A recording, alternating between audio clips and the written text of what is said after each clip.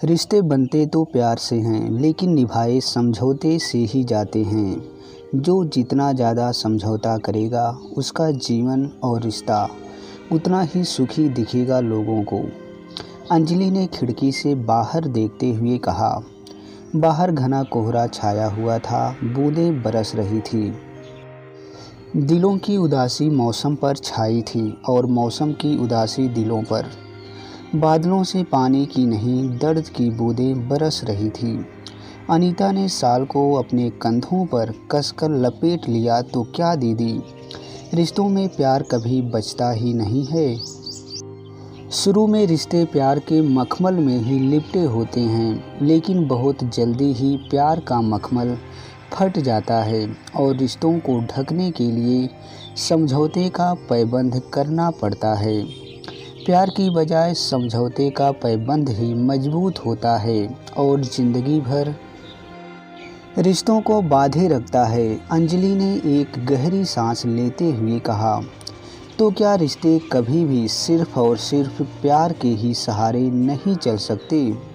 अनीता ने कहा, पता नहीं, रिश्ते खड़े तो प्यार के पैरों पर होते हैं, लेकिन उम्र का सफ़र समझौते की बैसाखी के सहारे तय करते हैं। अंजलि ने कहा।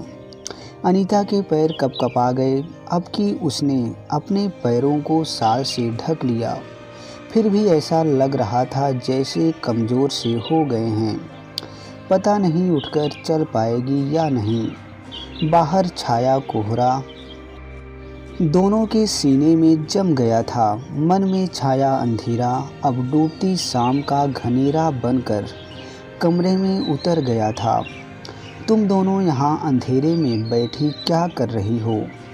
मैं कब से तुम दोनों को सब ओर ढूंढ रही हूँ और बैठी ही हो तो कम से कम बत्ती तो जला देती। शाम का चाय का भी होश नहीं रहा आज, अम्मा ने कहा। बातों ही बातों में शाम कब इतनी गहरा गई पता ही नहीं चला। माफ़ करना अम्मा, दीदी से बातें करते हुए समय का ख्याल ही नहीं रहा। मैं अभी चाय का इंतज़ाम देखती हूँ। और अनीता उठकर बाहर जाने लगी। चाय हो चुकी है, तुम दोनों के लिए बाहर टेबल पर रखी है, चलकर पी लो। अम्मा का स्वर काफ़ी कुछ ठंडा हो चला था, मगर उनकी आँखों का रोष अब भी अंजलि के चेहरे पर जमा हुआ था। आज कल वे देख रही थी, अनीता कुछ परेशान और उदास सी लगती है। आकाश से भी कुछ खिंची खिंची सी रहती है। नई नई शादी है, एक दूसरे को समझने में थोड़ा समय तो लगता है। यही सोचकर उन्होंने अनीता से कहीं कुछ पूछा नहीं। यूँ भी किसी के निजी जीवन में दखल देना उनके स्वभाव में नहीं था, लेकिन अब देख रही हैं, अंजलि जब से आई है, अनीता के चेहरे की उदासी दिनों दिन गहराती जा रही है। जब भी अंजलि आती है, अनीता के चेहरे पर उदासी की चादर खिंच जाती है। 6 महीने ही तो हुए हैं अनीता को आकाश की बहू बनाकर घर लाई है, और आकाश की शादी के साल भर पहले बेटी अंजलि की शादी हुई है। जितना होनहार और समझदार दामाद मिला है, उतनी ही प्यारी बहू भी मिली है। अनीता घर की परंपराओं को पूरे मनोयोग से पालन करती है, घर के प्रति सारे कर्तव्य निभाती है, लेकिन 2-3 महीनों से वे देख रही थी अनीता बुझी बुझी सी रहती है। और जब भी अंजलि आती है, तब दोनों को पता नहीं क्या बातें होती हैं कि अनीता और उदास हो जाती है। अंजलि स्वयं भी तो वैसी खुश नहीं दिखती जैसा अभय जैसा पति मिलने के बाद उसे दिखना चाहिए। क्या करे, अंजलि रिश्तों से हर बात में बहुत ज़्यादा उम्मीदें रखती है। हर रिश्ते में उसे लगता है कि सामने वाला उसे हथेली पर लेकर घूमता रहे।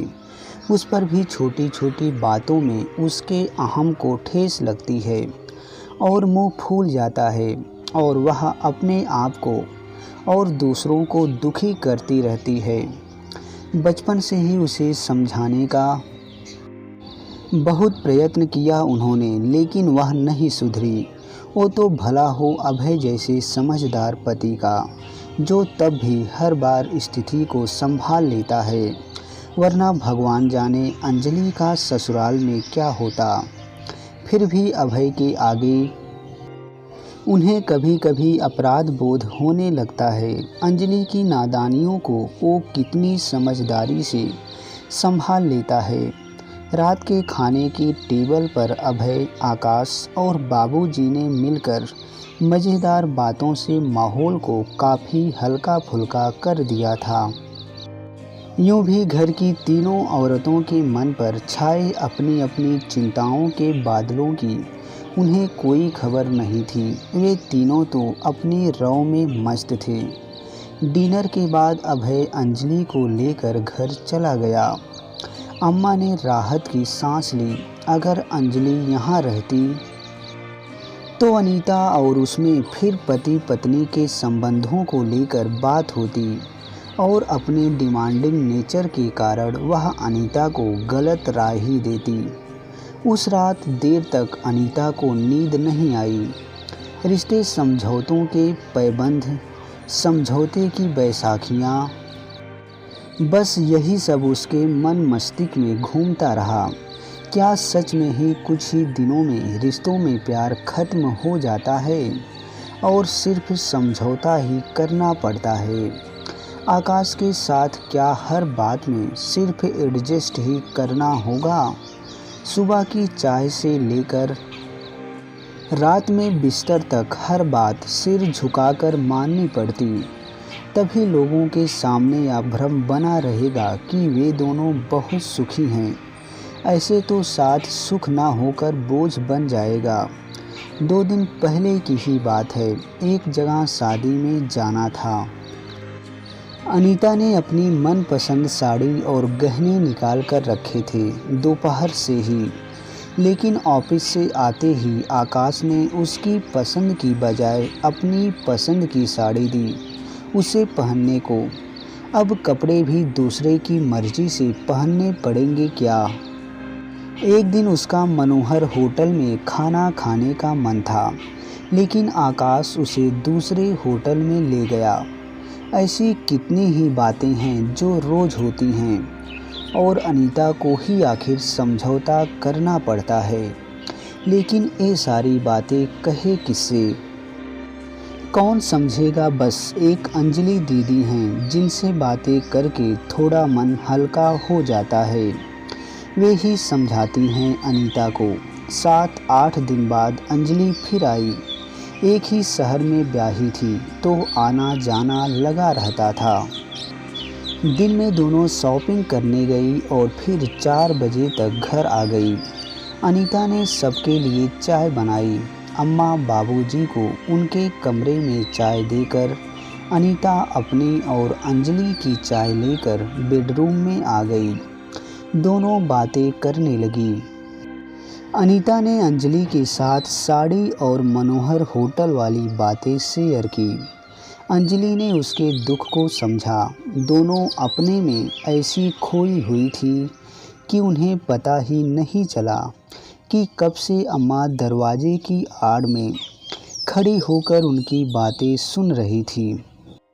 जब अम्मा से रहा नहीं गया तो वे कमरे में अंदर चली आई और कहने लगी, शाबाश बेटा, रिश्तों का क्या खूब विश्लेषण किया है तुम लोगों ने, लेकिन एक बार भी सोचा नहीं कि प्यार के पैर पोलियो की बीमारी से तुमने ही तो खराब किए हैं।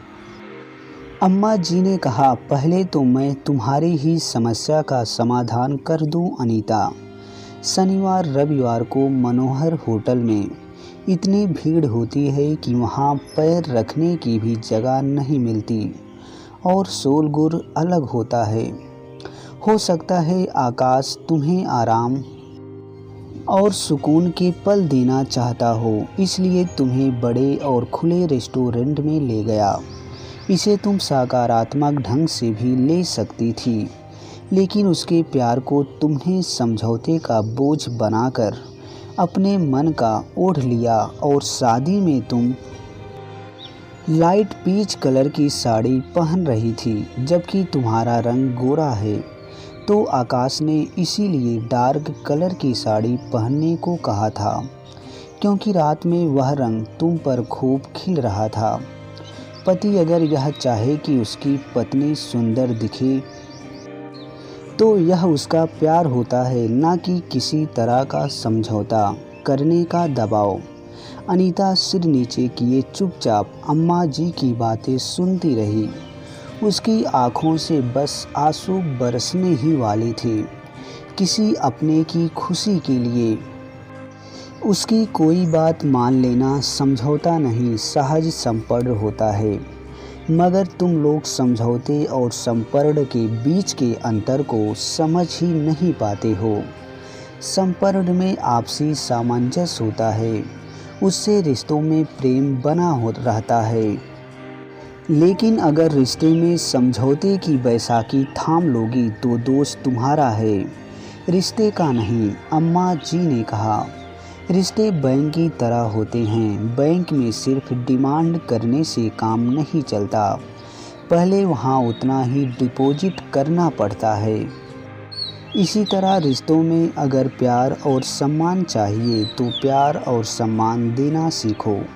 सिर्फ डिमांड पर डिमांड करने से बहुत जल्दी अकाउंट खाली हो जाता है।